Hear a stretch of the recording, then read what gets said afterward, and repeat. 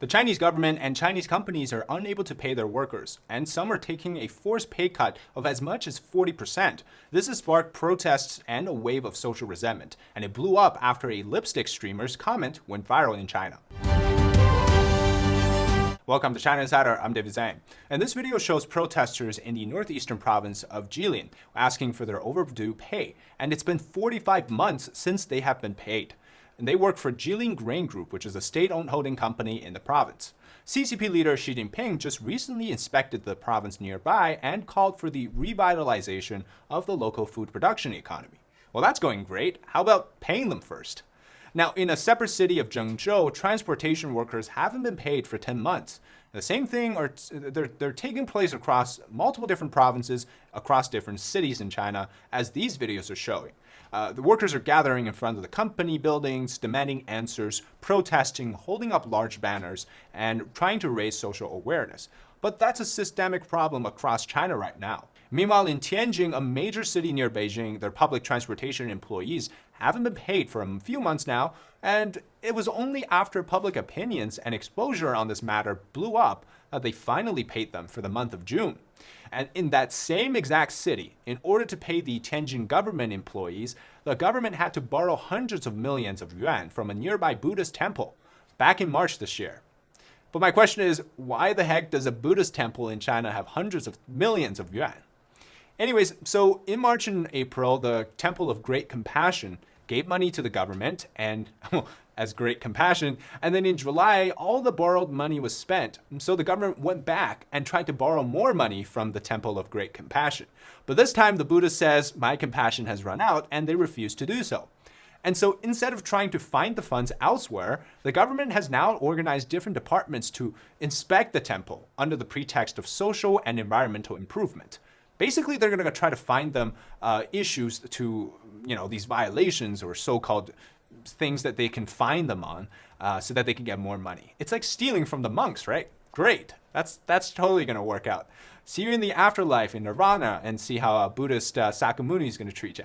Anyways, in Beijing, certain hospitals are clawing back pay from doctors and nurses, and that's citing the reasons as being the recent flood in Beijing and in Hebei. So flood recovery, take money from nurses and doctors to do that.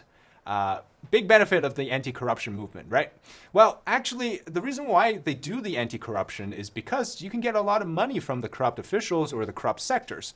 And that anti-corruption campaign has reached the medical sectors in China. And in some other cities, bonuses, year-end pay, and public servant salaries have all been reduced. Meanwhile, the biggest indicator of a dying economy, bankers are getting a 40% pay cut in China. And salaries are falling in finance, technology, and the new economy.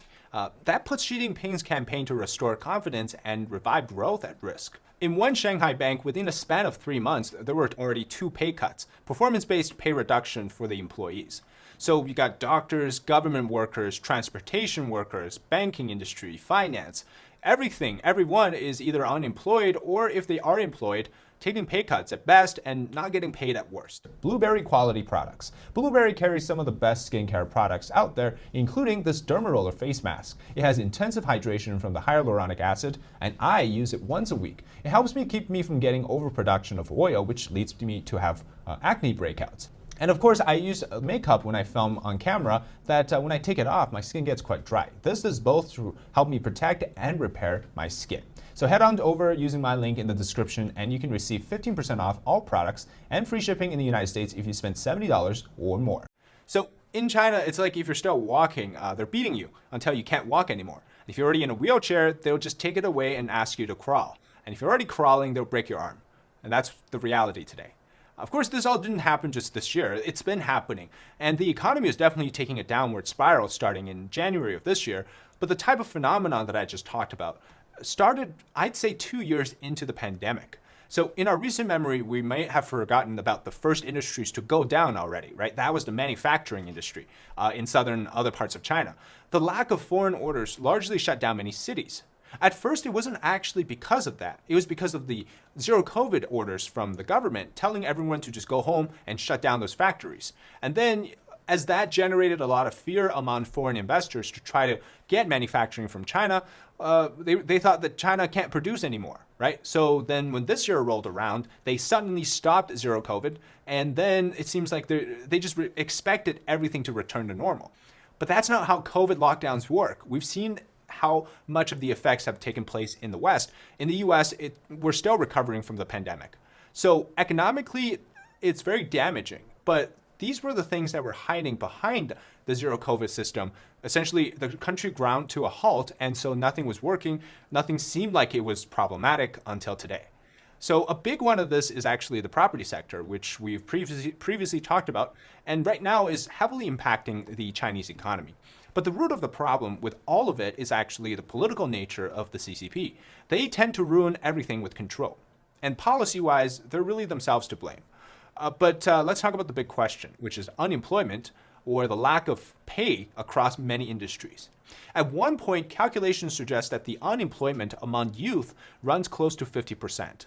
And despite the regime downplaying or going silent on unemployment-related information, like now, they're not even going to publish youth unemployment data, but a recent e-commerce live stream became the center of social anger in China and a clear reflection of the situation. And people just simply don't have the purchasing power they used to, whether that's because they're out of a job, don't have savings, or simply they're afraid to spend money. And that's a sign that the economy is at its worst state.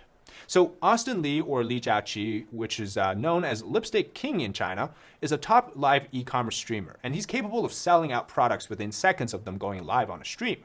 And in a recent live stream, he was selling a 79 yuan eyebrow pencil, and that's about $11. Now, Austin responded to a comment saying that it was too expensive, and he became very frustrated on stream, and he said that sometimes you have to look within for the reason, and why that in the last few years you haven't gotten a raise. Have you worked hard enough? Now, these words sound like criticisms for those that haven't been working hard, but these words actually sparked anger among many Chinese internet users, saying that Austin Li is detached from reality. Normally, these price points may not be that bad, actually, in China, because, back then people had more money to spend. But today, that's different. People simply don't want to spend money, or they don't have money to spend. Austin himself actually came from humble beginning, from first live streaming in these tiny cells to becoming a full-time mega influencer in the live stream market. But it seems like fame and money did get to him, and detachment from reality is an easy way to put it. He has since released a public apology video, but he's lost 1.4 million followers on his social media account. But some criticize him and say that even though he himself earned enough money through selling it to ordinary people who he's calling poor, but he's now ridiculing them, right? Saying that other people don't try hard enough. And then we also have some comments saying that young people in China, they lie flat, which is doing nothing or cruising by, not because they don't want to work or they don't want to earn money, but because there's no opportunity for them to do so. Well, that's really true. If this was the height of the economy in China in 2016 to 2019, a 79 yuan eyebrow pencil would be the least concern to anybody, right? That's $11. It's really not expensive. But by today's standard, that's a whole different story. 79 rand is like 3 meals for some people.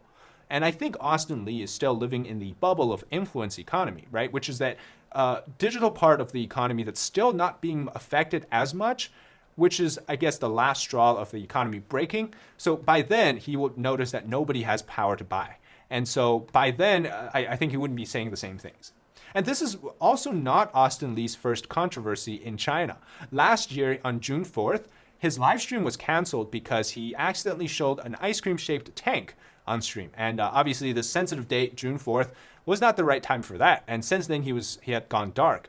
And recently, he returned, right? Obviously, the livelihood in China of rich people and live streamers like him, they won't be as affected by the impact of the economy versus the vast majority of the population, which live day to day on a very low standard of living in China. But the overall outlook is scary for most Chinese people. The CCP insisted that it's correcting the problems, but it's only added more pressure to the people. And what it's done is alienating the foreign firms. It's pushing out companies like Apple to produce elsewhere. And it's increasingly making the international environment a hostile one. But they can do this because over the years, they've oppressed the Chinese people enough to know that they're not going to fight back. And so whatever they do to people, so people are just expendable resources for the regime to further its political stupidity.